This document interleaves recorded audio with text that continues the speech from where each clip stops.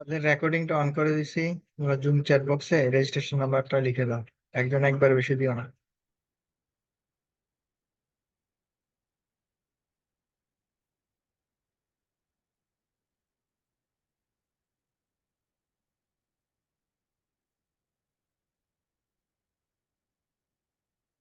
আচ্ছা, আমরা আজকে একটা নতুন চ্যাপ্টার শুরু করতেছি, সেটা হচ্ছে পিএন জাংশন।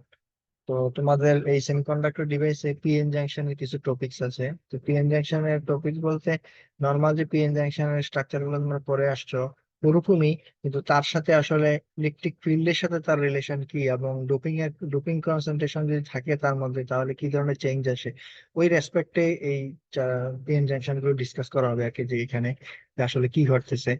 তো এখানে এই জায়গাটুকু একটু পড়ো, এখানে লিখে আছে অনেকগুলো জিনিস ইনফরমেশন, তো ফিগারের সাথে লেখাটা মিলিয়ে দেখো আসলে বুঝো কিনা যে এখানে কি ঘটতে যাচ্ছে আর কি। এটা একটু পড়ো, এই স্লাইডটা পড়ো।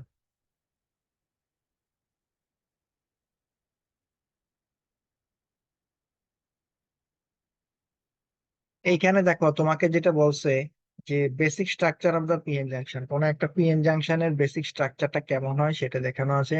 তো বেসিক স্ট্রাকচারের ক্ষেত্রে আমরা জানি একটা পি টাইপ ম্যাটেরিয়ালস আর একটা এন টাইপ ম্যাটেরিয়ালস, এই দুটাকে যখন একসাথে আমরা করি তখন সেটা একটা কি হয়, পিএন জাংশন হয়। তো এইটা তো একটা সিঙ্গেল ক্রিস্টাল ম্যাটেরিয়াল ছিল, আমরা যদি এটাকে ডোপিং এর ডোপিং এর ক্ষেত্রে চিন্তা করি তাহলে কি ঘটনা ঘটছে, এইটা একটা সিঙ্গেল ক্রিস্টাল স্ট্রাকচার ছিল, একটা ম্যাটেরিয়াল ছিল যেটা কি সিঙ্গেল ক্রিস্টাল ম্যাটেরিয়াল। এটার মধ্যে আমরা কি করছি তাহলে, ডোপিং করছি। এই রেজিয়নটাতে আমরা ডোপিং করছি পি টাইপ ম্যাটেরিয়াল দিয়ে, অর্থাৎ এই জায়গাগুলোতে আমরা দিছি হচ্ছে তোমার অ্যাকসেপ্টর অ্যাকসেপ্টর ইম্পিউরিটি অ্যাটমস। আর যে জায়গায় এন আছে, এন রিজিয়ন নেগেটিভ রিজিয়ন, সেই জায়গায় আমরা দিচ্ছি ডোনার। ডোনার তার মানে পিতে দিছে অ্যাকসেপ্টর, এখানে দিলাম ডোনার। ডোনার দেওয়ার কারণে কি হয়েছে, এখানে পি পজিটিভ চার্জের আধিক্য বেড়ে গেছে আর এখানে নেগেটিভ চার্জের আধিক্য বেড়ে গেছে। আচ্ছা, অর্থাৎ এখানে হোল বেড়ে গেছে, এখানে হচ্ছে কি নেগেটিভ চার্জ বেড়ে গেছে। এই দুইটার মাঝখানে যে জাংশনটা, সেই জাংশনটাকে আমরা বলবো হচ্ছে মেটালার্জিক্যাল জাংশন। এই মেটালার্জিক্যাল জাংশনটা আসলে এন এবং পি রিজিয়ন।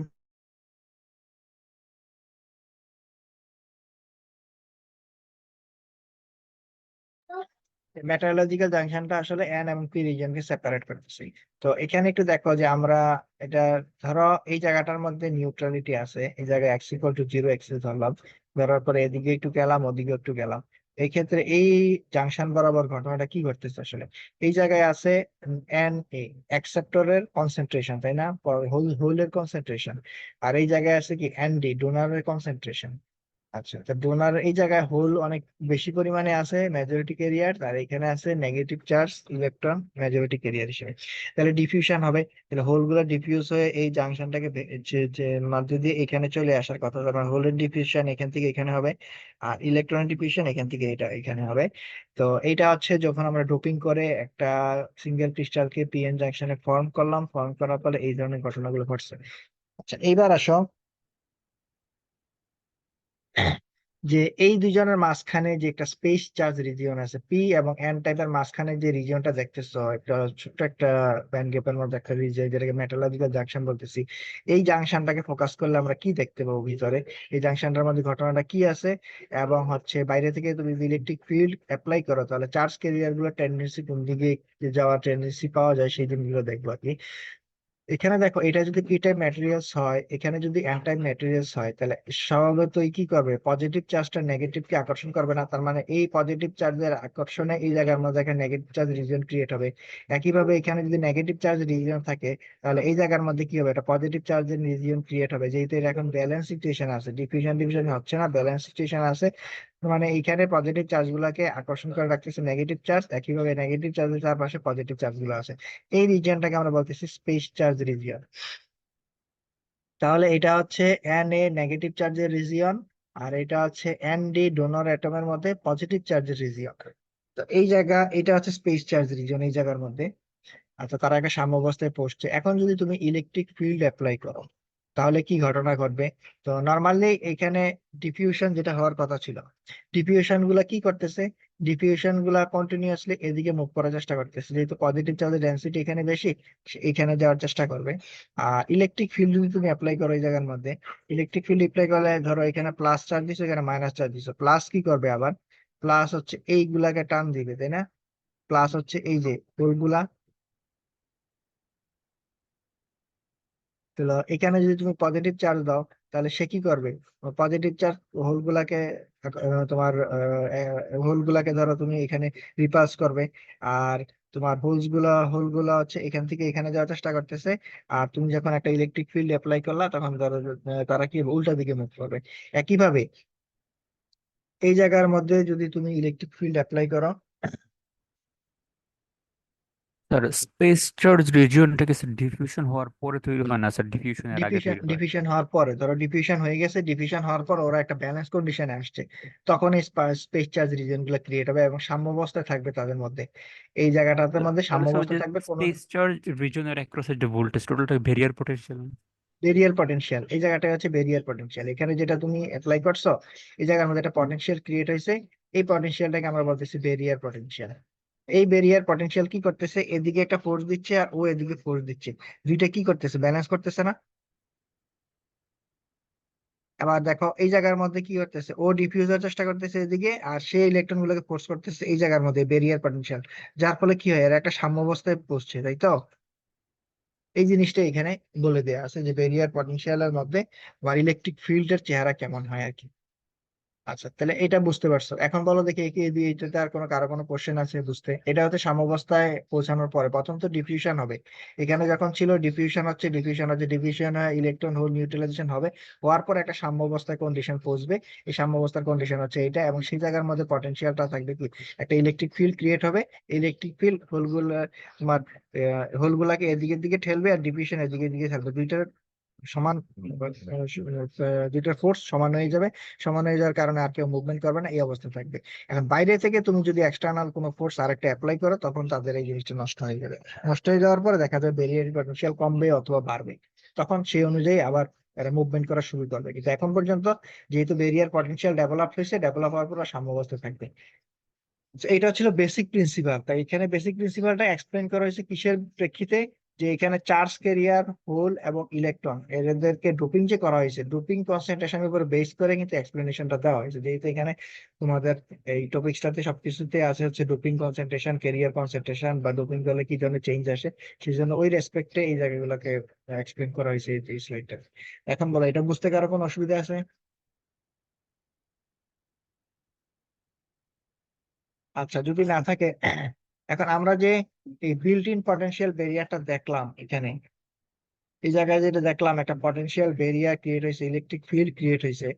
এই জায়গায় আমরা একটু এটাকে ব্যান্ড গ্যাপের মাধ্যমে একটু দেখি যে কি ধরনের সিচুয়েশন আসলে হয়, কখন কোন সিচুয়েশনটা হয়। তো এটা করতে হলে তুমি এই ফিগারটা একটু দেখো। এই ফিগারটা দেখে এই ফিগারটার সাথে এই কথাগুলো একটু মিলিয়ে দেখো, বুঝো কিনা, জাস্ট একবার রিডিং করো, রিডিং করলে বুঝতে পারবে। স্যার বলো, বুঝতে পারছো? রেফারেন্সে বলতেছে স্যার ওই যে ব্যারিয়ার পটেনশিয়ালটা ওই ভোল্ট মিটার দ্বারা মেজার করে না, তাহলে স্যার এটা কি করে মেজার করে, যেমন সিলিকনে 0.7, জার্মেনিয়ামে 0.3 এগুলো? হ্যাঁ, দেখো তুমি যদি একটু ভালো মতো চিন্তা করো যে এখানে কথাটা কি বলছে। আচ্ছা, এখানে দেখো যে পটেনশিয়াল ব্যারিয়ারটা তুমি যখন একটা সেমিকন্ডাক্টর মধ্য দিয়ে আহ দুই প্রান্তে ধরবা, দুই প্রান্তে ধরলে তাদের মধ্যে যে ব্যারিয়ার পটেনশিয়াল আছে, এই ব্যারিয়ার পটেনশিয়ালটা কিন্তু ভোল্টমিটার দিয়ে মেজার করতে পারতেছে না। কিন্তু যখন তার ভিতর দিয়ে তুমি কারেন্ট ফ্লো করাচ্ছ, তখনই কিন্তু তুমি এটা মেজার করতে পারতেছো। যেমন ভোল্টমিটারের মধ্যে দিয়ে তুমি যখন একটা রেজিস্টরের মধ্যে দিয়ে কারেন্ট ফ্লো করাচ্ছ, তখন তার দুই প্রান্তে ভোল্টমিটার দিচ্ছ না, ভোল্টমিটার দিয়ে মেজার করতেছো। ভোল্টমিটার আসলে কোন ভোল্টেজটা মেজার করতেছে? যে রেজিস্ট্যান্সের মধ্যে দিয়ে কত ড্রপ হচ্ছে, তাই না? তো এই জায়গার মধ্যে তুমি যখন কারেন্ট ফ্লো করতেছে এই সেমিকন্ডাক্টর মধ্যে দিয়ে, তখন তুমি তার মধ্যে একটা ভোল্টেজ ড্রপ পাচ্ছ। কিন্তু যখন এটা ইকুইলিব্রিয়াম অবস্থায় আছে, তার মধ্যে কোনো কারেন্ট ড্রপ করতেছে না, সাম্য অবস্থায় আছে, তখন কিন্তু তুমি ভোল্টমিটার দিলে ভোল্টমিটারের কিন্তু সেটা মেজার করতে পারতেছে না। বুঝতে পারছো? কারণ ভোল্টমিটারের মধ্যে দিয়ে যখন একটা কারেন্ট ফ্লো করে, তখন সেই ড্রপটাকে সে কাউন্ট করে, ভোল্টেজটা শো করে। কিন্তু যেহেতু এখানে বেরিয়ার পটেনশিয়াল যে সাম্য অবস্থায় আছে দুইজনের মধ্যে, তো এখানে যখন তুমি ভোল্টমিটার ধরবা, ইকুইলিব্রিয়াম অবস্থায় কোনো কারেন্ট ফ্লো করতেছে না, তার জন্য কিন্তু এটা আসলে ভোল্টমিটার দিয়ে মেজার করতে পারছে না। বুঝতে পারছো? এই কথাগুলো ওরা বলছে আর কি এখানে। তো এই জায়গায় দেখো যে এখানে মূল জিনিস যেটা, যে আমাদের একটা পিএন জাংশন আছে, ধরো এটা হচ্ছে পি টাইপ ম্যাটেরিয়ালস, এটা হচ্ছে একটা এন টাইপ ম্যাটেরিয়ালস। এই যে এখানে হচ্ছে জাংশনটা আছে।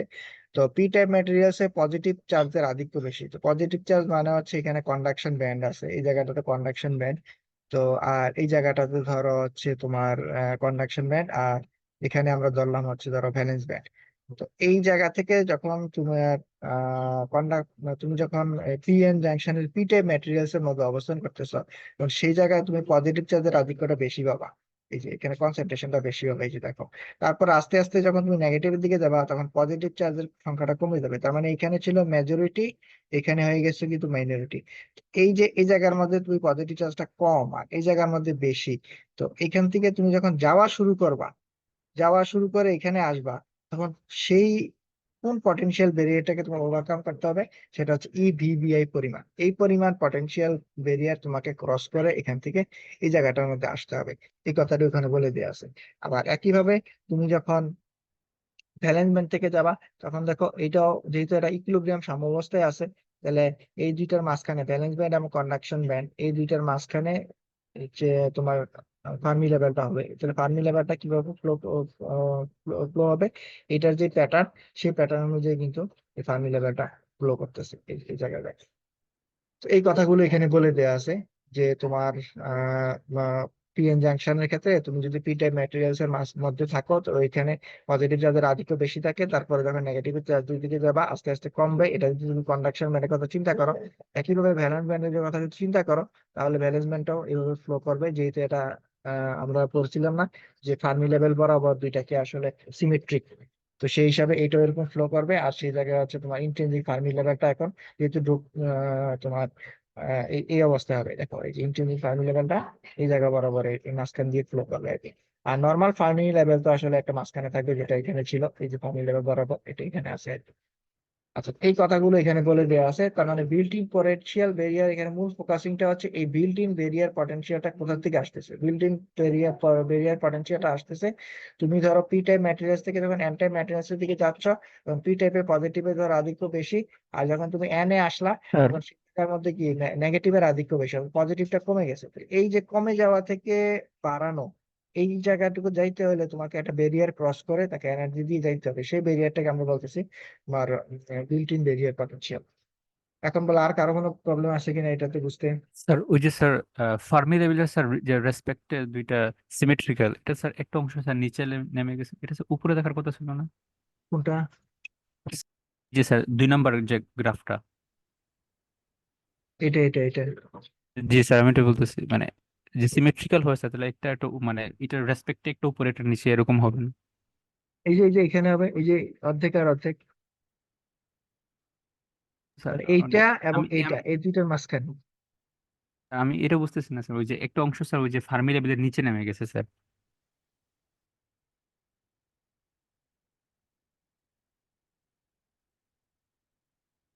ও, তুমি এইটার কথা, মানে এইটার নিচে নেমে গেছে সেটা বলতেছো? জি স্যার, আমি কি এটা একটু বুঝি নাই স্যার। একটা তো হচ্ছে তোমার ধরো ফার্মি লেভেল, বুঝছো? এটা হচ্ছে তোমার ফার্মি লেভেল। আর জি এটা হচ্ছে ইন্ট্রিনজিক ফার্মি লেভেল। ফার্মি লেভেলের সাথে ইন্ট্রিনজিক ফার্মি লেভেলের দেখছো একটা ফাইভ ডিফারেন্স আছে না? জি আমরা স্যার। যখন তোমার, হ্যাঁ, আমরা আমরা যখন পড়াইছিলাম, যখন ফার্মি লেভেল ছিল কি সাম্যাবস্থায়, সাম্যাবস্থায় ইকুইলিব্রিয়াম অবস্থায় যেটা ছিল সেটা ফার্মি লেভেল। এখন যখন তুমি ডোপিং করছো, ডোপিং করার কারণে তোমার যে ফার্মি লেভেল গুলো তুমি পাবা, সেটা হচ্ছে ইন্ট্রিনজিক ফার্মি লেভেল, বুঝছো? তো সেইটা, সেটা কাকে ফলো করবে, সেটা হচ্ছে এই ডোপিং এর এই কনসেন্ট্রেশন গুলোকে ফলো করবে, এই দুইটা জিনিসকে। এই দুইটা জিনিস যেহেতু এইভাবে যাচ্ছে, এই জিনিসটাও তোমার এইভাবে যাবে। এইটা হচ্ছে ইন জেনারেল ইকুইলিব্রিয়াম অবস্থা, সাম্য অবস্থা যেটা ছিল। এখন তো তুমি সাম্য অবস্থা নষ্ট করে দিচ্ছ। সাম্য অবস্থা নষ্ট করে দেওয়ার কারণে দেখা যাচ্ছে যে এটা ফলো করবে এই জিনিসগুলোকে। এখানে কিভাবে ডোপিং তুমি করতেছো আর এখানে কিভাবে ডোপিং করতেছো, সেই অনুযায়ী ফলো করবে হচ্ছে ইন্ট্রিনজিক ফার্মি লেভেল। এটা তো সবসময় কনস্ট্যান্ট ছিল, সবসময় কনস্ট্যান্টই থাকবে। স্যার এবং বুঝতে পারছি এটা যে দেখো, এবং মানে সিমেট্রিক এটার থার্মাল সাথে। ইকুইলিব্রিয়াম ভাঙার মানে ব্রেক হ্যাঁ, করার পরে স্যার এটা মানে সিমেট্রিক্যাল যে থাকার কথা ছিল, এটার সিমেট্রিক্যাল একটু নিচে নেমে গেছে এরকম। হ্যাঁ, আবার দেখো এইটা সিমেট্রিক্যাল আছে কোথায় আছে, এখান থেকে যতটুকু তুমি নামছো, এখানে দেখো ঠিক ততটুকু করে দেখছো, এটা করে যদি ভাঁজ করো, এটা কিন্তু সিমেট্রিক্যাল হবে। এই যে, কারণ জি এখানে স্যার। তুমি যেহেতু সিমেট্রি নষ্ট করে দিছো, তার জন্য এটা প্যাটার্নটা হচ্ছে এরকম, এটাকে ফলো করতেছে এই কাজটা। আচ্ছা, তারপর আসো আমরা যদি এবার একটু ইকুয়েশন গুলো দেখি, ইকুয়েশন গুলো আমরা দেখে আসছি, আবার একটু দেখি যে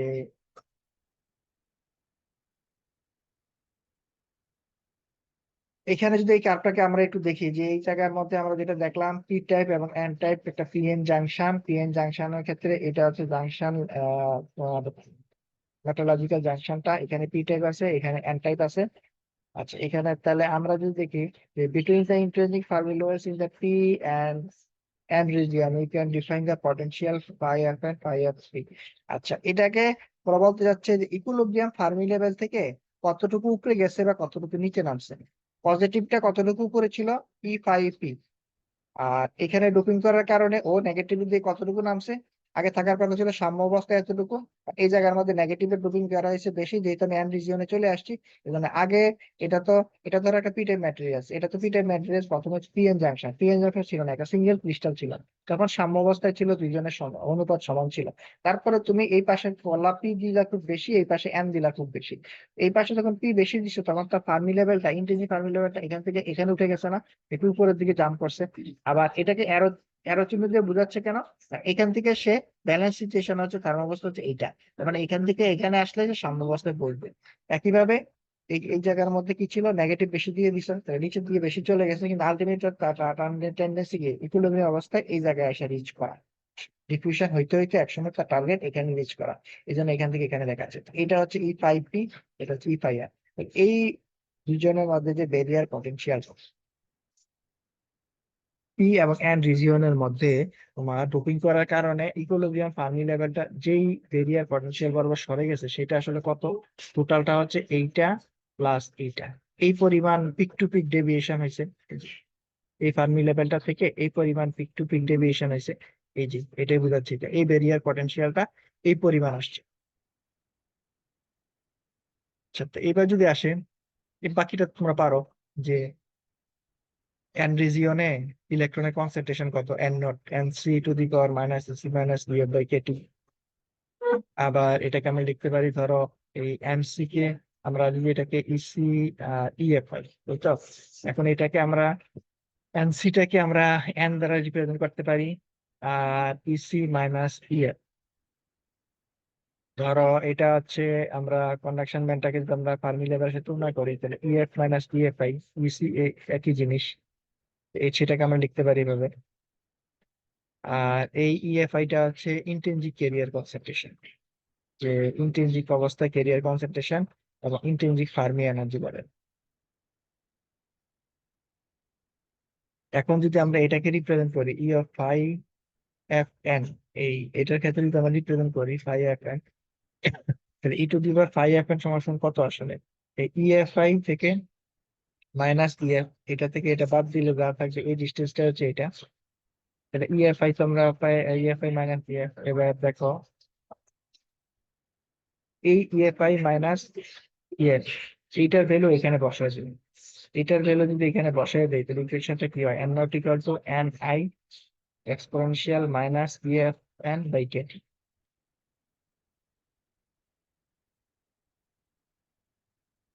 এখন যদি আমরা এটাকে এই এন নোটটাকে এন ডির সাথে কম্পেয়ার করি, একই জিনিস, এন নোট মানে হচ্ছে তোমার আহ ধরো এই এন ডি কনসেন্ট্রেশনটা একই জিনিস, এটাকে আমরা এন নোটটাকে এখন যদি আমরা ডোপিং কনসেন্ট্রেশন থেকে ডোনার কনসেন্ট্রেশন সাথে কম্পেয়ার করি, যে ডোনার কনসেন্ট্রেশন কত হইলো, ইলেকট্রন যেটা ইলেকট্রনের কনসেন্ট্রেশন, তাহলে এন ডি বলতে পারি, N D equal to N I exponential minus five P N by K T, এটা আসবে। তো এখান থেকে আমরা যদি ইয়ে ফাই অফ এফ এন টাকে বের করে ফেলি, ফাই অফ এফ এন টা কত, minus K T by E ln N D by N S.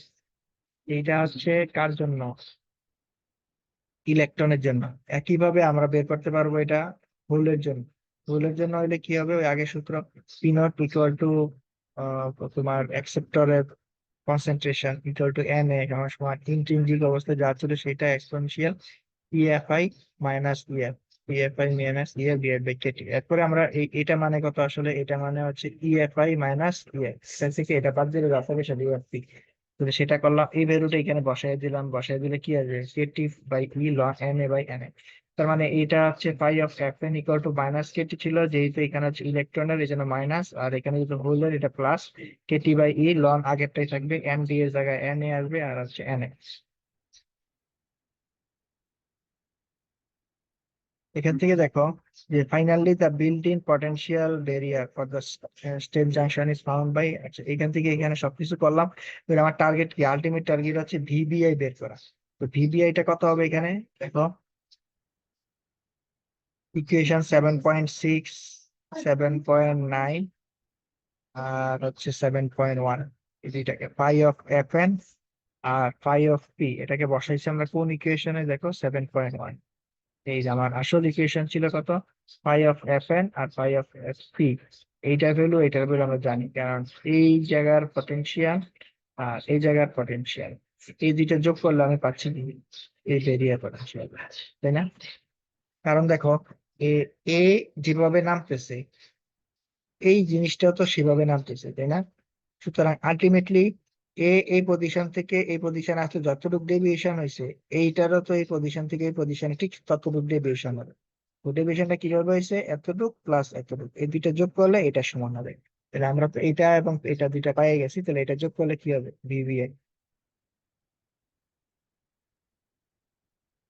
এইটাই হচ্ছে আমার সেই রিলেশন, যে VBI is equal to KT by E ln N A N D by N square equal to VT আর ln N A into N D divided by হচ্ছে তোমার N A square.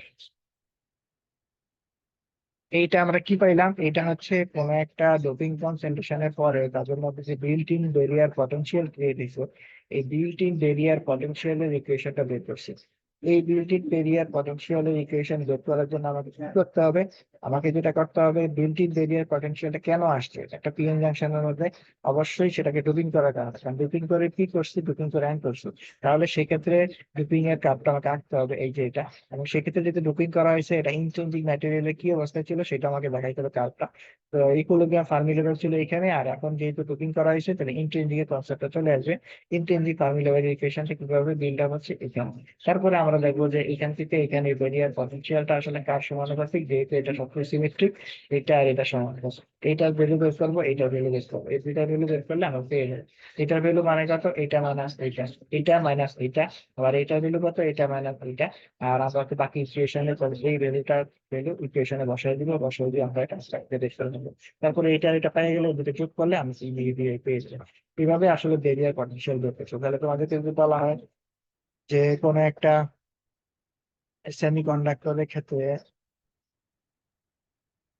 কোন একটা ইন্ট্রিনসিক সেমিকন্ডাক্টরের ক্ষেত্রে built in barrier potential বের করো, অথবা কোন একটা পিএন জাংশনের ক্ষেত্রে বিল্ট ইন বেরিয়ার পটেনশিয়ালটা বের করে ফেলে পারবা না। এই ফিগারটা আঁকতে হবে তোমাকে, প্রথমে থার্মাল ইকুইলিব্রিয়াম অবস্থায় ব্যান্ড ডায়াগ্রামটা কেমন হয় সেটা আঁকতে হবে। সেটা আঁকার পরে তোমাকে এগুলো ক্যালকুলেশন করে তোমার এই বেরিয়ার পটেনশিয়াল বের করতে হবে। আচ্ছা, তাহলে আমরা এই কোশ্চেনটা বুঝলাম। এবার এইটা দিয়ে কিছু ম্যাথ তোমাদের আছে, যে তোমাকে বলছে কোন তো একটা এখান পিএন থেকে কি sir junction. Math based question আসবে না স্যার, ওই যে প্রুফ মানে এটাতে? এখানে থিওরিও আসবে, তোমার ম্যাথও আসবে, বুঝছো? মানে এই কোর্সগুলো এমন যে এখানে থিওরি এবং ম্যাথ দুটোই তোমার লাগবে। থিওরিও 50%, ম্যাথও 50%, ওটা বাদ দেওয়ার সুযোগ নেই আসলে। আর তুমি যেভাবে পড়ার সময় তো টেকনিক্যালি মনে রাখতে হবে, আসলে এভাবে মুখস্থ করতে পারবা না, টেকনিক্যালি মনে রাখতে হবে, কারণ মেজর ইকুয়েশন আছে দুই একটা। তো টেকনিক্যালি মনে রাখলে এটা সহজ হয়ে যাবে। আর নাহলে প্রথমে এইভাবে করতে হবে যে কোন জায়গা থেকে আমি কোশ্চেন গুলো করছি। বিল্ট ইন পেরিয়ার পটেনশিয়াল তোমাকে এটা করা হয়েছে আসলে একটা ইন্টারভিউ ফার্মি লেভেলের ক্ষেত্রে, তাদের মধ্যে যে ইভিভিআই বিল্ট ইন পেরিয়ার পটেনশিয়াল, সেটার জন্য ফিগার গুলো মনে রাখতে হবে। আর আস্তে আস্তে তোমাকে চিন্তা ভাবনা করে ইকুয়েশন গুলো draw করতে হবে, কারণ এখানে কিন্তু এত কথা লিখার নাই। তোমার ইকুয়েশন আছে পাঁচটা, এই যে একটা দুইটা তিনটা চারটা পাঁচটা, এই ছয়, এই একটা ডেরিভেশন। তো ছয় সাতটা ইকুয়েশন আছে, আর কিছু কিন্তু নাই। তো এর মুখস্থ করার কিছু নাই, তোমাকে মনে রাখতে হবে ফিগারটা কোনটা আসছে এবং ওই ফিগার থেকে কি বের করতে বলছি এতটুকু। তারপরে ইকুয়েশন গুলো লিখে দিবা। আর ইকুয়েশন গুলোর এক্সপ্লেনেশন, এই ইকুয়েশনটা কেন আসলো, কি কারণে আসলো, দেখছে না। আর এখানে বাকি বলার কিছু কিছু নাই, এখানে কিন্তু বলার কিছু না খুব বেশি নেই। এগুলো একটু মনে রাখবা, তাইলে হবে। তারপর আসো, এই অঙ্কটা দেখাইলাম যেটা, এই অঙ্কটার ক্ষেত্রে দেখো তোমার যে calculate the built in barrier potential in a PN junction, এখানে তোমাকে বলছে একটা পিএন জাংশনের মধ্যে তোমার বেরিয়ার পটেনশিয়ালটা ক্যালকুলেট করতে হবে। তাহলে একটা সিলিকন পিএন জাংশন আমরা চিন্তা করলাম, যে সিলিকন পিএন জাংশনের ক্ষেত্রে টি ইকুয়াল টু 300 কেলভিন। আর এটা মনে রাখতে হবে তোমাকে, যে 300 কেলভিন টেম্পারেচারে এন এ কত থাকে, এন ডি কত থাকে। এটা আসলে করতে করতে মুখস্থ হয়ে যাবে।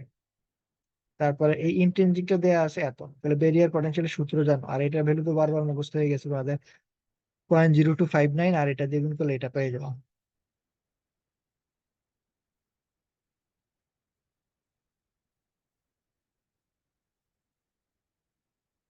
এখন দেখো আমরা যদি এই ডোপিং কনসেন্ট্রেশনটাকে আমরা চেঞ্জ করি,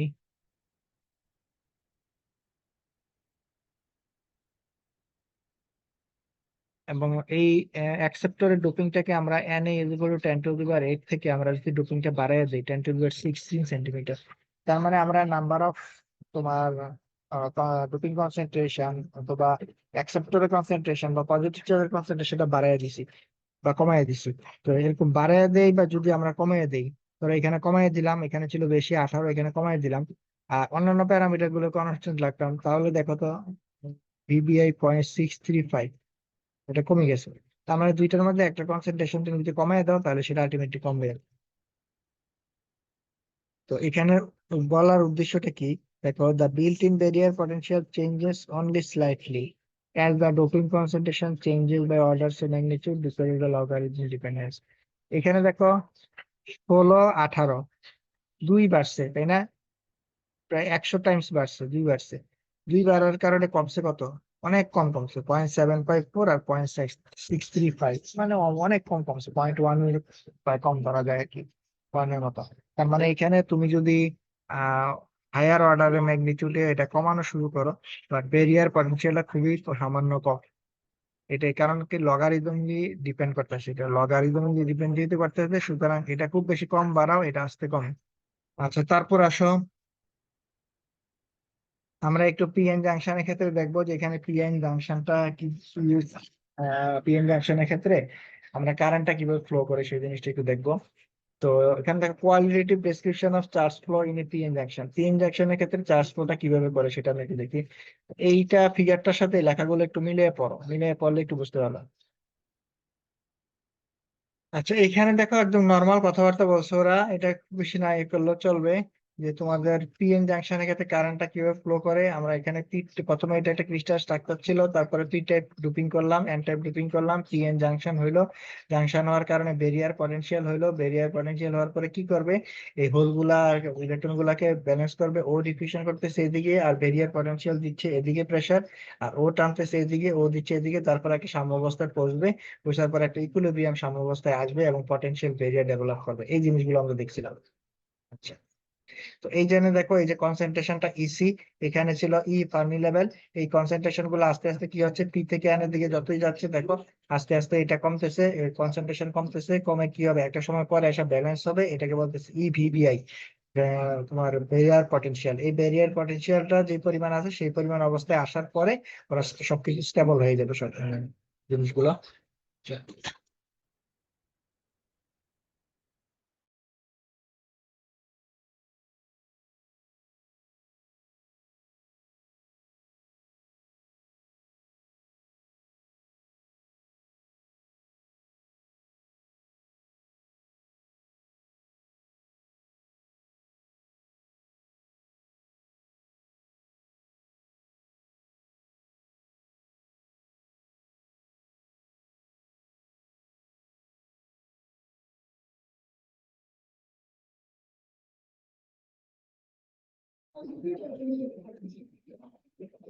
আচ্ছা, এখানে দেখো যে ফিগার 8.1 এর বি যেটা ছিল, 8.বি দেখো এনার্জি রিভার্স বায়াস কন্ডিশনে যদি হয় পিএস ফাংশনের ক্ষেত্রে কি ধরনের ঘটনা ঘটবে। তো এই ফিগারটা একটু দেখো যে রিভার্স বায়াস কন্ডিশনে কি ধরনের চেঞ্জ আসে, এবং এটার সাথে এই ফিগারটা একটু মিলিয়ে দেখো যে বুঝো কিনা। এখানে দেখো ওরা যেটা বলতেছে যে কোন একটা রিভার্স বায়াস পিএন জাংশন, এটা হচ্ছে একটা, ধরো কোন একটা পিএন জাংশন আছে, পি টাইপ ম্যাটেরিয়ালস আর এটা হচ্ছে এন টাইপ ম্যাটেরিয়ালস। এই পিএন জাংশনের ক্ষেত্রে আমরা যখন রিভার্স বায়াস কন্ডিশন দিব, এই পিএন জাংশনের ক্ষেত্রে যখন আমরা রিভার্স বায়াস কন্ডিশন দিব, রিভার্স বায়াস মানে কি, রিভার্স মানে হচ্ছে পজিটিভের সাথে পজিটিভ থাকলে থাকলে ফরওয়ার্ড বায়াস, এখন হচ্ছে রিভার্স বায়াস মানে পজিটিভের সাথে নেগেটিভ আর নেগেটিভের সাথে পজিটিভ। এই কন্ডিশন যখন আসবে তখন কি ধরনের ঘটনা ঘটবে, দেখো the potential of the end region is positive with respect to the P region, মানে এখন এই এন্ড রিজিয়নের চার্জটা কি হয়ে গেছে, পজিটিভ কানেকশন হয়ে গেছে পজিটিভের সাথে, যার ফলে এই ক্ষেত্রে যে টোটাল ভেরিয়ার পটেনশিয়ালটা ছিল, আগে যে পটেনশিয়াল ভেরিয়ারটা ছিল এখন আরো বড় হয়ে যাবে না, কারণ রিভার্স বায়াসে এই জায়গা থেকে ধরো ওটা ওর কোনো বায়াসিং কন্ডিশন নাই, তখন তার এই ব্যান্ড গ্যাপ সাম্যাবস্থাটা কত ছিল, যে তোমার মেটালজিক্যাল জাংশনটা ধরো এতটুকু ছিল, সাম্যাবস্থা ছিল। এখন নেগেটিভ কি করলো, এখানে পজিটিভ আছে, পজিটিভকে আরো টান দিছে। আরো টান দিলে কি হবে, এই স্পেস রিজনটা আরো দূরে সরে যাবে। আর এই প্লাস কি করলো, মাইনাসকে আরো টান দিছে, আরো দূরে সরে গেল না? যার ফলে কি হয়েছে, পটেনশিয়াল ব্যারিয়ারটা এখন আরো বড় হয়ে গেল না? আগে এতটুকু ছিল, এখন এটা আরো বড় হয়ে এতটুকু চলে আসে পটেনশিয়াল ব্যারিয়ারটা।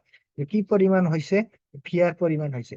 যে পরিমাণ তুমি ভোল্টেজ দিছো, তার সেই পরিমাণ আরো কি হয়ে গেছে, নিচের দিকে নামছে। আগে যখন সাম্যাবস্থা ছিল কি ইভিভিআই, এখন ভিভিআই এর সাথে আর কোনটা যোগ হয়েছে, এই ভিভিআর যোগ হয়েছে।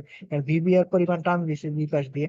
এই যে দেখো, তাহলে ই ভিভিআই প্লাস ভিভিআর এই পরিমাণ নিচে নেমে গেছে। এই পরিমাণ এটা নিচে নেমে গেলে এইটাও নিচে নেমে যাবে। তার মানে এই ফার্মি লেভেলটা কি হবে, ইকুইলিব্রিয়াম ইন্ট্রিনসিক ফার্মি লেভেলটাও সেই পরিমাণ নিচে নেমে যাবে। এই কথাটা এখানে বলে দেওয়া আছে। এবং এখানে কোনো কারেন্ট আসলে ফ্লো করবে না, যেহেতু তোমার ব্যান্ড গ্যাপটা অনেক বড় হয়ে গেছে। দেখো এটার মধ্যে যে কোনো কানেকশন নাই, আরো বড় হয়ে গেছে আগের চেয়ে। তোমার সামনে এখানে কোনো কারেন্ট ফ্লো করবে না। আচ্ছা। এইবার দেখো তো, পজিটিভ যদি হয়, প্লাস পজিটিভ চার্জ যদি হয়, তখন এই কি ধরনের ঘটনা ঘটে, এই ফিগারটা আর এটা, এই দুইটা মিলিয়ে দেখো তো, বুঝো কিনা।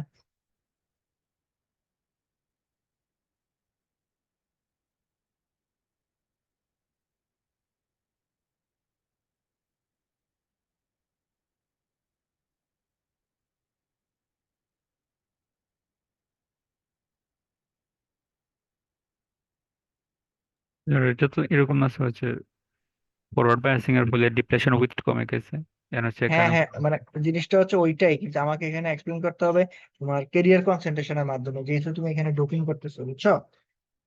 এই জন্য কিন্তু আসলে ওই জিনিসটাই হচ্ছে যে এখানে উইটটা বড় হয়ে যাচ্ছে, উইটটা কম হয়ে যাচ্ছে। সেটাই হচ্ছে ফ্যাক্ট। তো এটাকে এক্সপ্লেন করতে হবে তোমার কেরিয়ার কনসেন্ট্রেশনের মাধ্যমে, যেহেতু এখানে তোমার সবকিছু আছে হচ্ছে মাইনরিটি কেরিয়ার, মেজরিটি কেরিয়ার আছে। এই জন্যই তোমাদেরকে এভাবে বলতেছি, বাট মূল বেসিক প্রিন্সিপাল ওইটাই।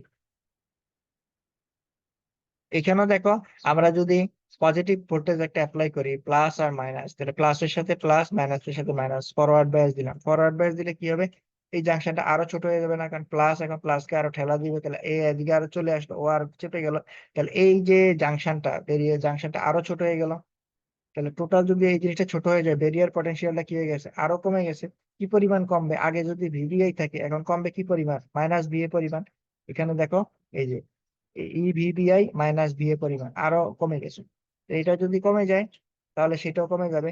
এবং সেক্ষেত্রে দেখো কি করবে, এটা কারেন্ট ফ্লো করা শুরু করবে, যেহেতু বেরিয়ার পটেনশিয়ালটা আগের চেয়ে অনেক কমে গেছে। সো এখানে ইলেকট্রন ফ্লো শুরু হবে, ইলেকট্রন ফ্লো শুরু হয়ে কি হবে, একটা পর সাম্যাবস্থা আবার আসবে। কিন্তু যেহেতু তার মধ্যে একটা বেরিয়ার পটেনশিয়াল আগে থেকে একটা সেট করা ছিল, সাম্যাবস্থায় ছিল, এখন তুমি পজিটিভ পার্স দেওয়াতে সাম্যাবস্থাটা নষ্ট হয়ে গেছে এবং আবার ফ্লো করা শুরু করবে। এই জন্য এই সময় একটা কি করে, একটা ইলেকট্রন এবং হোল এরা ফ্লো করা শুরু করবে। ইলেকট্রন যেদিকে ফ্লো করবে, হোল তার উল্টা দিকে ফ্লো করবে। কারণ আগে যখন বেরিয়াল পটেনশিয়াল অনেক বেশি ছিল, এত এনার্জি নেওয়া সম্ভব না সাম্যাবস্থার চেয়ে। এখন যেহেতু সাম্যাবস্থার চেয়ে অনেক কমে গেছে, তার মানে এখন ইলেকট্রন গুলো ফ্লো করা শুরু করবে। ইলেকট্রন এদিকে ফ্লো করলে হোল ধরে এদিকে ফ্লো করা শুরু করবে। এই জিনিসটা এখানে বলে দেওয়া আছে, তো আশা করি এটা বুঝতে পারবা। এই হচ্ছে তোমাদের জাস্ট একটা অল্প কিছু আইডিয়া, বেসিক স্ট্রাকচার সম্বন্ধে। অর্থাৎ এখানে মূলত কিছুই না, তোমরা যে পিএন জাংশন পরে আসছো ইলেকট্রনিক্স কোর্সে বা অন্যান্য কোর্স গুলাতে, একটা ট্রানজিস্টর বা পিএন জাংশন এগুলো পরে আসছো। এই ক্ষেত্রেও পিএন জাংশনের স্ট্রাকচারটা, ফরওয়ার্ড বায়াস হলে কি হবে, নেগেটিভ বায়াস হলে কি হবে, সেই জিনিসগুলো এক্সপ্লেন করা আছে। শুধুমাত্র কিসের রেসপেক্টে, শুধুমাত্র হচ্ছে ইলেকট্রন এবং হোল কনসেন্ট্রেশনের রেসপেক্টে। এবং সেই ক্ষেত্রে হচ্ছে তোমার ফার্মি এনার্জি লেভেলটা কিভাবে চেঞ্জ হয়, এই জিনিসগুলো এখানে ডিসকাস করা হয়েছে। তো মূল বেসিক প্রিন্সিপালটা আগের মতোই, পিএন জাংশনের মতোই, যে তোমার এখানে বেরিয়ার পটেনশিয়ালটা বা জাংশনের উইডটা বেড়ে যায় কমে যায়। তো ওইটাই এখানে আছে, কিন্তু একটু অন্যভাবে আর কি। সেক্ষেত্রে এবং এক্সপ্লেনেশনটা আছে আছে তোমার ফার্মি এনার্জি লেভেল অনুযায়ী আর কি। তো এগুলো একটু ভালো মতো দেখবা, দেখলে আশা করি মনে থাকবে, সমস্যা হবে না। আর ফিগার গুলো মনে রাখার চেষ্টা করবা, যে ফিগার গুলোতে কি হচ্ছে না হচ্ছে, তারপরে সেই অনুযায়ী এই এক্সপ্লেনেশন গুলো একটু দিয়ে দিলাম আর কি। তো এটা যে পড়াইলাম আজকে, এই টপিকটা থেকে আরো কোনো বুঝতে অসুবিধা আছে?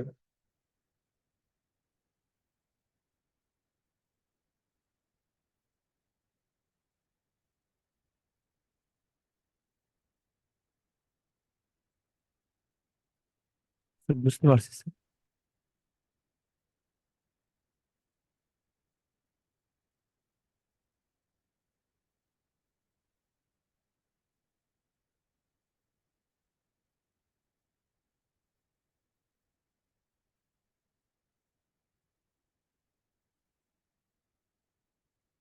এখানে দেখো তোমাদের ট্রানজিস্টর থেকে আরো কিছু টপিকস আছে, যে এই জিনিসগুলো একটু দেখো। মানে একই জিনিস আসলে তোমার কিন্তু, মানে সবসময় মনে রাখবে পিএন জাংশনের ক্ষেত্রে সেমিকন্ডাক্টর যখন অ্যাপ্লাই হচ্ছে, একই জিনিস, রিপ্রেজেন্টেশনটা ভিন্ন। রিপ্রেজেন্টেশন হচ্ছে কেরিয়ার কনসেন্ট্রেশন উপর বেস করে। তো সেই অনুযায়ী এখানে কিছু টার্ম গুলো আরো একটু চেঞ্জ আছে। যেমন ধরো এমিটার ইনজেকশন এফিসিয়েন্সি। তো এমিটার ইনজেকশন এফিসিয়েন্সি এরকম কয়েকটা ডেফিনেশন তোমাদের এখানে দেওয়া আছে। যে এমিটার ইনজেকশন এফিসিয়েন্সি বলতে কি বোঝায় কোন একটা বিজিএস ট্রানজিস্টর। দেখো এমিটার ইনজেকশন এফিসিয়েন্সি তার মানে এখান থেকে নাম শুনে বোঝা যাচ্ছে এমিটারের মধ্যে তোমার কি করা হয়েছে, ডোপিং করা হয়েছে। ইনজেকশন মানে হচ্ছে ডোপিং করা আর কি, বাইরে থেকে কোনো কিছু দেয়া। তো এমিটারের মধ্যে কোনো কিছু দেওয়া হয়েছে, দেওয়ার কারণে তার যে ইফিসিয়েন্সিটা বাড়ছে না কমছে, সেই টার্মস গুলাকে বলতে যাচ্ছে এখানে। তার মানে এইটা হচ্ছে কি efficiency of majority career injection for emitter. অর্থাৎ এমিটার থেকে যে পরিমাণ মেজরিটি ক্যারিয়ার বের হয়ে আসতেছে, এমিটার কি করবে, এমিট করবে। কালেক্টর কি করবে, কালেক্ট করবে। এই তার বেসের মধ্যে দিয়ে প্রোটেকশন হবে। তো এমিটার যে এমিট করতেছে, তার মানে এমিটারের মধ্যে দিয়ে যে ইনজেকশনটা হচ্ছে, বের হয়ে আসতেছে, ওই এমিটার থেকে যে পরিমাণ মেজরিটি ক্যারিয়ার বের হয়ে আসছে তার যে এফিসিয়েন্সি, সেই এফিসিয়েন্সিটাকে বলতেছে এমিটার ইনজেকশন এফিসিয়েন্সি। এটা কার কার সমন্বয় দেখো, it is the ratio of current due to emitter majority carriers to the emitter total emitter. Total emitter current যেটা, সেটার সাথে এমিটারের মেজরিটি ক্যারিয়ারের যে কারেন্ট, সেই দুইটা কারেন্টের রিলেশনটাকে বলতেছি আমরা এমিটার ইনজেকশন এফিসিয়েন্সি। আবার এটাকে অন্যভাবে বলতে পারে ওরা, ধরো যে the emitter injection efficiency is the ratio of carriers injected into the space from the emitter। ওই একই জিনিস, যে এমিটার থেকে বেসে যে পরিমাণ ক্যারিয়ার ইনজেক্ট হয়েছে সেইটা রেশিও, এটার সাথে কার ratio, total carrier injected from the base into the emitter. Emitter থেকে বেসের মধ্যে টোটাল যে ক্যারিয়ার ইনজেক্টেড হয়েছে সেইটার সাথে ফরওয়ার্ড ক্যারিয়ার যেটা বেস ইনজেক্ট হয়েছে সে দুইটা রেশিও। তো এটা একটু মনে রাখবা যে ডেফিনেশন এমিটার ইনজেকশন এফিসিয়েন্সি কাকে বলে, বিভিন্ন ভাবে এটাকে ডিফাইন করা যায়। মূল কথা হচ্ছে এমিটার থেকে যে পরিমাণ মেজরিটি ক্যারিয়ার বের হয়ে আসতেছে সেটার যে এফিসিয়েন্সি, সেটার এফিসিয়েন্সি কে বলে এমিটার ইনজেকশন এফিসিয়েন্সি। এফিসিয়েন্সিটা কেমনে হিসাব করতে হবে, রেশিও হিসাবে। রেশিওটা কার কার রেশিও, এমিটার থেকে যে টোটাল মেজরিটি ক্যারিয়ার বের হয়ে আসছে সেইটার মধ্যে কি পরিমাণ বেসে ঢুকছে, আর টোটাল যেটা বেসে ঢুকছে সেইটা, তার সাথে রেশিও কার, যে মেজরিটি ক্যারিয়ার যা আসতো সেটা। এই দুইটা হচ্ছে এমিটার ইনজেকশন এফিসিয়েন্সি। এখন আসো base transport factor. Base transport factor মানে হচ্ছে ওই যে আলফা আর বিটা। তোমরা পিএন পিটা পিএন জাংশন যখন পড়ছিল তখন দেখছিল একটা কারেন্ট অ্যাপ্লিফিকেশন গেইন, কারেন্ট গেইন, তারপরে এই ধরনের জিনিসগুলো ছিল। তো এই ক্ষেত্রে base gain, base impact factor ছিল, তারপরে কারেন্ট অ্যাপ্লিফিকেশন ফ্যাক্টর ছিল, কারেন্ট গেইন ছিল। এগুলো এই আলফা বিটা গুলাকে ওরা এখানে বেস ট্রান্সপোর্ট ফ্যাক্টর বলতেছে। তো বেস ট্রান্সপোর্ট ফ্যাক্টরটা কাকে বলে দেখো,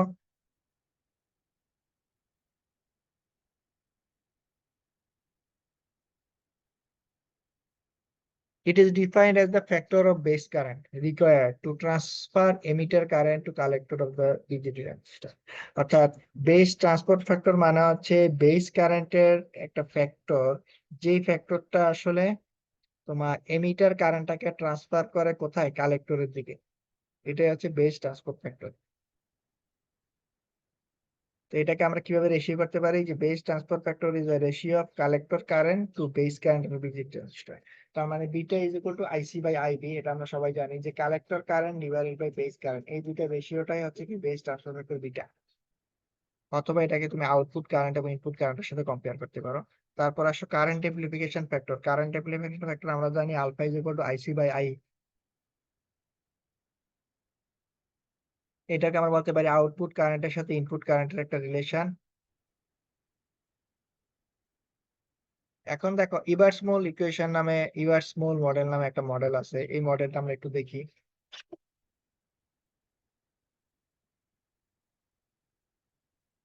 এই ইভার্সমোল মডেলটা হচ্ছে একটা ইকুইভ্যালেন্ট সার্কিট মডেল, যেটা হচ্ছে তোমার একটা বাইপোলার ট্রানজিস্টরের ক্ষেত্রে ক্লাসিক মডেল ডিফাইন করে। ওই সায়েন্টিস্টের নাম অনুযায়ী এটাকে ইভার্সমোল মডেল বলা হয়।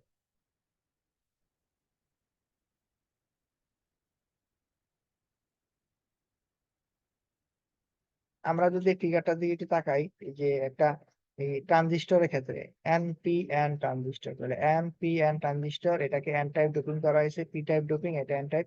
এটা ধরো এমিটার, এটা হচ্ছে কালেক্টর, আর এটা হচ্ছে কি বেস। তাহলে বেস নাম দিলাম বেস, এমিটার, কালেক্টর। এমিটার মধ্যে ঢুকতেছে আইই,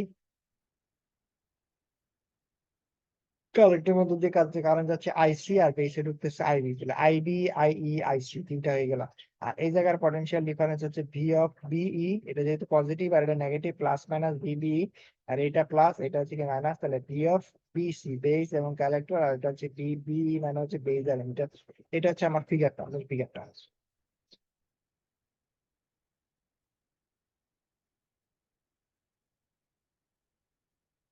তো এই যে ফিগারটা আমরা যেটা দেখালাম, এটা হচ্ছে এই ফিগারটার মধ্যে আমরা কি কি দেখলাম, কারেন্টের ডিরেকশন দেখলাম এবং ভোল্টেজের পোলারিটি গুলো দেখলাম, এবং সেটা কোন মডেল অনুযায়ী, ইভার্স মোল মডেল অনুযায়ী। ইভার্স মোল মডেল অনুযায়ী আমরা ভোল্টেজের পোলারিটি এবং তার ডিরেকশন গুলো আমাকে ডিফাইন করলাম। এখন কারেন্ট টোটালটা টার্মিনালের, তোমার অল এন্টারিং দ্য টার্মিনাল। এখন এই টার্মিনালের মধ্যে যদি আমরা কেসিএল অ্যাপ্লাই করি, যে কারেন্ট ঢুকতেছে, তাহলে দেখো I plus IB plus IC equal to zero. এই যে আই এ ঢুকতেছে, আইবি ঢুকতেছে, প্লাস আইসি ঢুকতেছে, তো সবই ঢুকতেছে। তার মানে কি সবগুলা কারেন্টের যোগফল কি হবে, অবশ্যই জিরো হইতে হবে। কারণ যেহেতু কোনো কারেন্ট বের হচ্ছে না, তার মানে কার্শফস কারেন্ট ল অনুযায়ী তিনটা কারেন্টের সমন্বয় কি হবে, জিরো হবে। আই, আইবি, আইসি জিরো হবে। তাহলে এই মডেল অনুযায়ী আমরা I plus IB plus IC equal to zero দিলাম।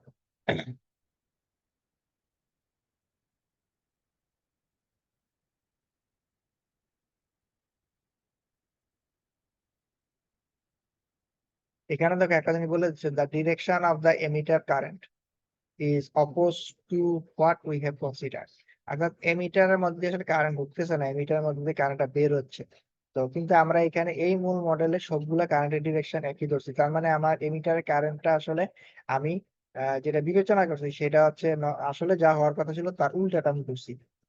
এই কথাটা বলে দিচ্ছি। এখন আমরা আলাদা আলাদা কারেন্ট গুলো বের করি, যে কালেক্টর কারেন্টটা কেমন হবে। Collector current IC equal to alpha F I F minus I আর।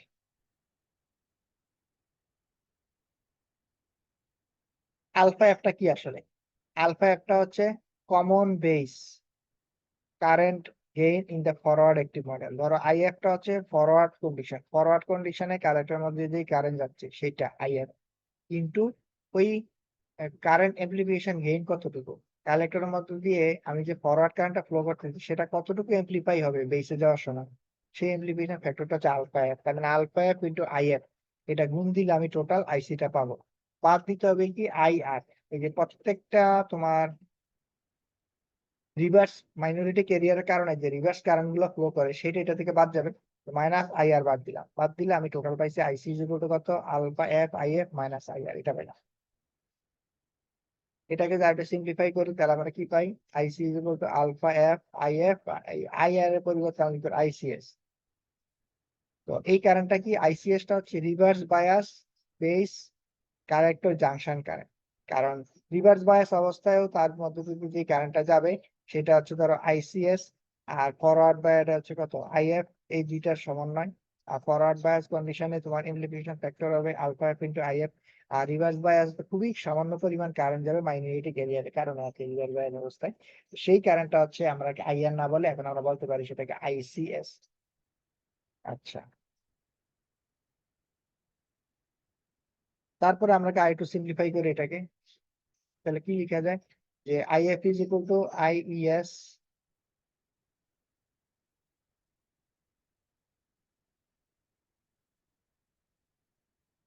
আচ্ছা, এখন আসলে the current IF, IF is given by, আচ্ছা এখন ফরওয়ার্ড কারেন্টটাকে আমরা লিখতে পারি আইএফ। ফরওয়ার্ড কারেন্টটা হচ্ছে কি আইএফ, আইএফ হচ্ছে e to the power EVT e VBE KT minus one. এই যে তোমরা ডায়োডের ক্ষেত্রে ফরওয়ার্ড বায়াসের কারেন্ট ইকুয়েশন দেখছিলা, সেই ইকুয়েশন গুলো এখানে অ্যাপ্লাই হয়েছে। যে একটা ডায়োডের মধ্যে দিয়ে কারেন্ট যখন যায় তখন আমরা কি লিখি, ID is equal to I naught e to the power minus VV by KT minus one. এই সেই ডায়োডের কারেন্টটা এখানে দেওয়া আছে। আচ্ছা, তাহলে আমরা এটা পাইলাম ফরওয়ার্ড বায়াসে। আর যদি রিভার্স বায়াসে কারেন্টটা হয় রিভার্স বায়াসে কারেন্টটা হলে কি হবে, এই টার্মটা সবসময়, যেহেতু একটা ডায়োড, এই টার্মটা সবসময় থাকবে, ইভিবিসি বাই কেটি মাইনাস ওয়ান এটা। আর ফরওয়ার্ডের সময় ছিল ইএস, আর এখন রিভার্সের সময় আইসিএস, এখানে আইসিএস আসলে। এবং এখন এই টোটাল কারেন্ট আইসি কত হবে, আইসি হবে এই ফরওয়ার্ড আর রিভার্সের সমন্বয়। ফরওয়ার্ড আর রিভার্সের সমন্বয় যদি করি আমরা কি পাই, আলফা এফ। কারণ ফরওয়ার্ড বায়াস অবস্থায় তোমার এখানে একটা ইমপ্লিকেশন ফ্যাক্টর গুণ হয় তারপর কারেন্টটা বলবেন আলফা আইএফ আইএস এত। আর রিভার্স অবস্থায় কি ছিল, মাইনাস আইআর ছিল, মাইনাস আইআর মানে কত, মাইনাস আইসিএস এইটা। আর ডায়োডের যে মতো যে কারেন্টের ইকুয়েশন এটা, এটা পেয়ে গেলাম। এইটাই হচ্ছে তোমার, এটা পেয়ে গেছি। এবার আসো এখানে যে ফিগারটা বলতেছে, আচ্ছা এটা হচ্ছে কারেন্ট ডিরেকশন এবং তোমার হচ্ছে পোলারিটি সহ। এবার দেখো আমরা যে ইকুয়েশনটা পাইলাম, ইকুয়েশনটা পাইছি কি, আইসি ইজ ইকুয়াল টু, এই একটা ইকুয়েশন পাইছি, এই একটা ইকুয়েশন পাইছি, দুটো ইকুয়েশন পাইছি, ফরওয়ার্ডের জন্য একটা, রিভার্সের জন্য। এখন যদি এটাকে আমরা একটু প্লট করি, তোমার ইকুয়েশন বেসড মডেলটাকে প্লট করি, তাহলে আমার এইটা ছিল, এইটা ছিল আমার এমিটার, এটা ছিল বেস, এটা ছিল কালেক্টর। এমিটারের মধ্যে ঢুকতেছে আই, বেসের মধ্যে ঢুকতেছে আইভি, আর এটার মধ্যে ঢুকতেছিল কি আইসি। আইসি যখন ঢুকতেছে আইআর তখন বের হচ্ছে, তাই না, আইআরটা বের হচ্ছে। তো আইসি যখন ঢুকতেছে তখন সেই আইসিটা কি আকারে গুণ গুণ হয়ে যাচ্ছে না, এমপ্লিফিকেশন, যেহেতু ফরওয়ার্ড বায়াস, সুতরাং সে তার স্বাভাবিক কন্ডিশন পাইছে, এমপ্লিফিকেশন ফ্যাক্টর দিয়ে গুণ হবে। সেটা কত, আলফা এফ। তাহলে এমপ্লিফিকেশন ফ্যাক্টর হচ্ছে এটা, আলফা এফ আই এফ হয়ে এখানে আসছে আইসিতে। আর এই সময় রিভার্স বায়াস একটা কারেন্ট ফ্লো করবে আইআর ডায়োডের মধ্যে দিয়ে, ডায়োডের কারেন্ট এই জন্য প্লাস মাইনাস দেখো উল্টা কন্ডিশনে, এটা হচ্ছে আইআর। তাহলে আইসি হয়ে গেল, আইআর হয়ে গেল, টোটালটা মিলে এখানে আসছে। তাহলে এই রিভার্স কারেন্ট আবার কত, এই রিভার্সটা মানে ডায়োডের কারেন্টের ইকুয়েশন। তাহলে আইআর ইকুয়াল টু কত, ICS e to the power minus EVBC divide by KT minus one, এই ডায়োডের ফর্মুলা এখানে। একইভাবে এবার কি হচ্ছে, এই আইএফটা, আই যখন যাচ্ছে, আইটা কিভাবে হচ্ছে,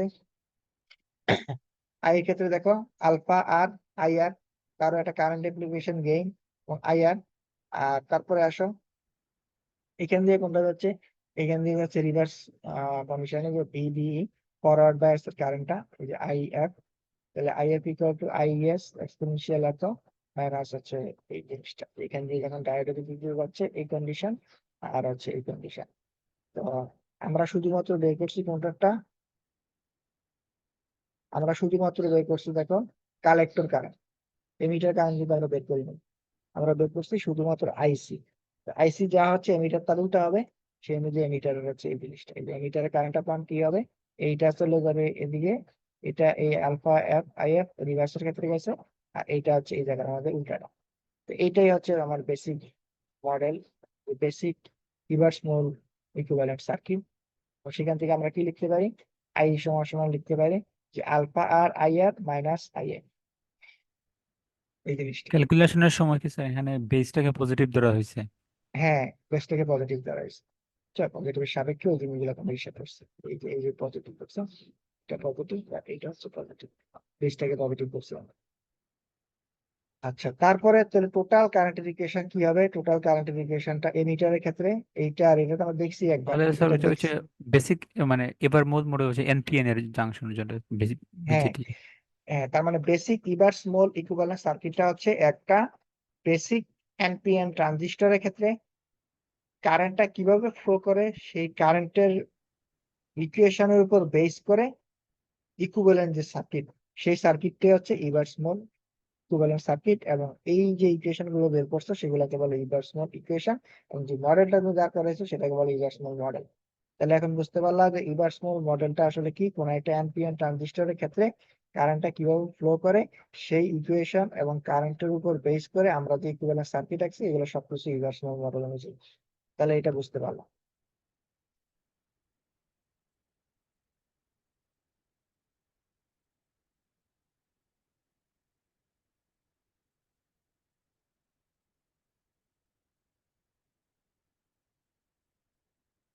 আচ্ছা, আমরা আইসি পাইলাম, তারপরে আইইও পাই গেলাম।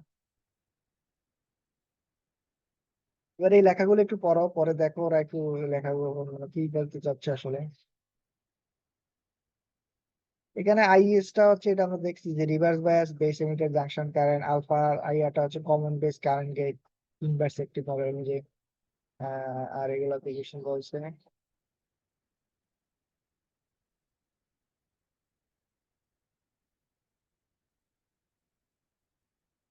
তারপরে দেখো ইভার্স মূল মডেলের 4টা প্যারামিটার আছে, কি কি আছে? আলফা এফ পাইলা, আলফা আর পাইলা, আইএস পাইলা, আইসিএস পাইলা। এর মধ্যে দেখো, এবং এই এদের মধ্যে রিলেশনটা কি? Alpha F IS equal to alpha R ICS, এটার মধ্যে relation।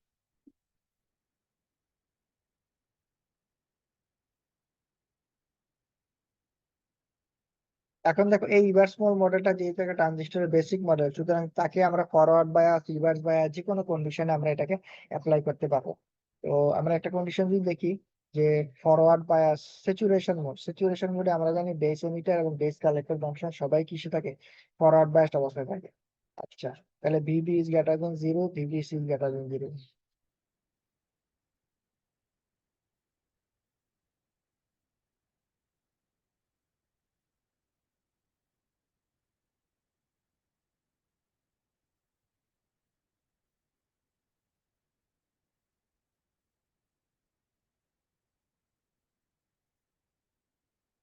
সেইখানে তো বেশি কিছু নাই ইয়ে করে হয়তো।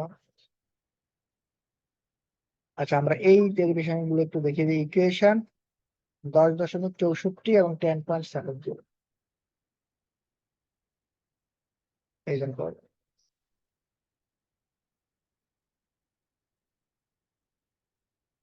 10.70 আছে এইটা, আই ইকুয়াল টু ভাঙ্গায় লিখছিলাম আমরা সবগুলো ইকুয়েশন। আর 10.64 হচ্ছে I equal to IB plus I C equal to zero. এগুলোকে যদি আমরা একসাথে কম্বাইন করি, কম্বাইন করলে আমরা কি পাই? যে total I minus IB plus IC equal to IB, মানে একটা এক পাশে নিচ্ছি আমরা তো আই বাই করছি না। আই ইকুয়াল টু কত? I plus IB plus IC equal to zero ছিল, এখন আইটাকে রাখলাম ওই পাশে, তাহলে I equal to minus IB plus IC. এবার এই আই গুলো বসাই দিলাম, বসাই দিয়ে আমরা কি করলাম?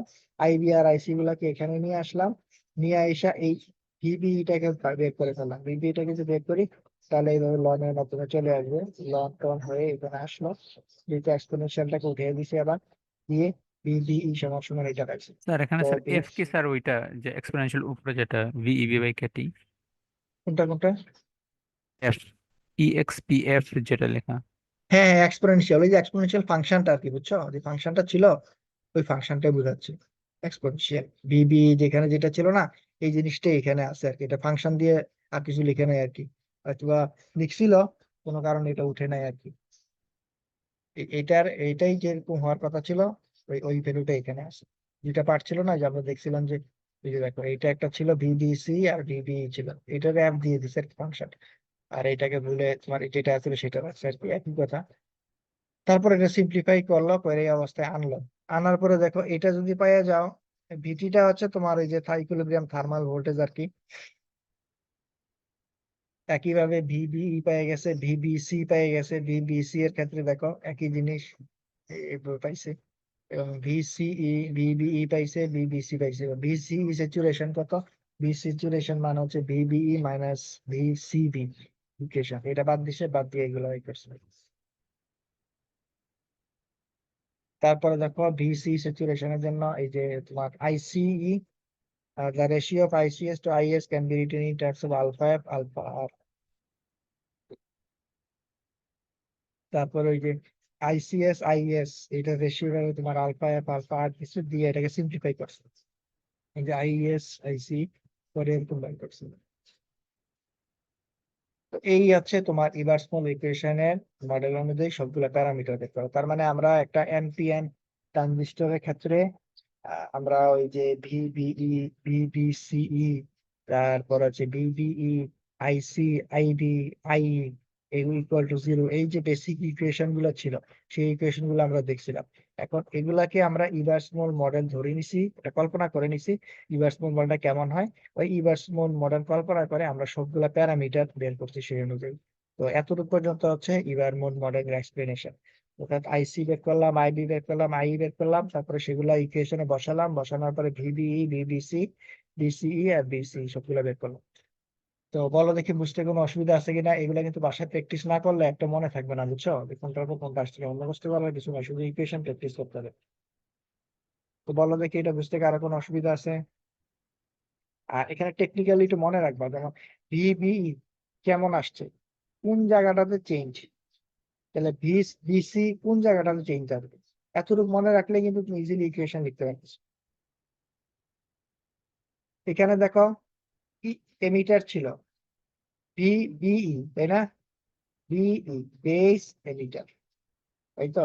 বেস এমিটার, বেস থেকে এমিটার যখন ছিল তখন কি ছিল? এমিটার ছিল। E for E, base collector. E for E ছিল, সি ফর সি, সি আসছিল। আইসিএস, এগুলোর তো কোনো কোইন্সিডেন্স নাই এটার সাথে, এটারও কোনো রিলেশন নাই এই বিডি আর বিএসসির সাথে। এটা যা ছিল এটা থাকবে, লন যা ছিল তাই থাকবে। এবার দেখো, কারেন্ট ছিল এমিটারের, এখন কারেন্ট হয়ে গেছে কার? Base current. তাহলে এই যে এত কিছু ছিল, তোমার আইসি ছিল, আইসি তো কোনো টার্ম, তোমার এখানে দেখো আইসি ছিল, আর কি ছিল? আইবি ছিল। এখন তাহলে আইবিটা মেইন, আইবি যদি মেইন হয়ে যায়, আলফা এফ ইন্টু আইবি, তাই না? আলফা এফ ইন্টু আইবি আসলো, তারপরে মাইনাস ওয়ান মাইনাস আলফা ই ইন্টু আইসি, তোমার এটা, তারপরে হচ্ছে আইসিএস, ওয়ান মাইনাস আলফা। এখানে ছিল কি? বিই, এমিটারের জন্য ই ছিল, এখন কালেক্টর, কালেক্টরের জন্য সি। এই পুরো টার্মটা যা ছিল তাই। আর চেঞ্জ হবে কোথায়? বেস কালেক্টর, বেস কালেক্টর, ওই তো। কালেক্টর কালেক্টর কমন, আইসি ছিল, আইসি আছে, ওয়ান মাইনাস আলফা আর ছিল, আর এখানে কালেক্টর সরাসরি চলে আসছে, এই জন্য আলফা এফ ফরওয়ার্ডে, ঠিক আছে। আর আইবি ছিল, আইবি ছিল আমার বেস এমিটারের জন্য, বুঝছা? এখানে যেহেতু কি আসছে, এখানে সরাসরি কি আসছে? বেস কালেক্টর, এই জন্য আলফা এফ আইবি। এইভাবে তোমরা একটু মনে রাখার চেষ্টা করবা, মনে রাখার চেষ্টা করলে দেখবা যে এই দুইটা ইকুয়েশন মনে থাকতেছে। তো লজিক দিয়ে অ্যাপ্লাই করবা যে এটা এরকম হইলে এটাতে কিভাবে ডেভেলপ করা যায়, তাইলে অঙ্কগুলো মনে থাকবে। আর নাহলে কিন্তু আসলে এটা মনে রাখাটা কঠিন হয়ে যাবে, বুঝছো? কারণ এই জিনিসগুলো আসলে তোমার কাছে দিয়ে দেওয়ার দরকার ছিল, মানে পরীক্ষা টরীক্ষার সময় দেখা যাবে যে এই কোয়েশন গুলো প্রোভাইড করার দরকার ছিল। যেহেতু আমাদের এডুকেশন সিস্টেমটা একটু ভিন্ন ধরনের, এই জন্য এগুলো তোমাকে মুখস্থ করে আসলে পরীক্ষাটা লিখতে হবে, বুঝছো? তাহলে এই ক্ষেত্রে এইভাবে তোমাকে মনে রাখতে হবে লজিক অ্যাপ্লাই করো। তাহলে এইবার স্মল মডেলে কারো কোনো সমস্যা আছে? বুঝছো সবাই? জি স্যার। আচ্ছা, তাহলে এবার অঙ্কটা পারবা না? অঙ্কটা একদম সহজ অঙ্ক, যে collector emitter saturation voltage 300 kelvin দেওয়া আছে, এই দেওয়া আছে এত, আলফা এফ, আলফা আই এগুলো দেওয়া আছে, আইসি দেওয়া আছে, আইবি দেওয়া আছে, বিসি স্যাচুরেশন বের করতে বলছে। তাহলে বি স্যাচুরেশনের সূত্রটা বসাই দিবা, এই যে VT ln IC one minus alpha R IB alpha F by alpha, এগুলা এগুলো এখানে বসাই দিবা। বসে সবগুলো প্যারামিটার তো আছেই, বসাই দিলে এটা পেয়ে গেল। আচ্ছা, তাহলে এবারে দেখো যে BC saturation value is typical of collector emitter saturation voltage because of the log function BC is not a strong function.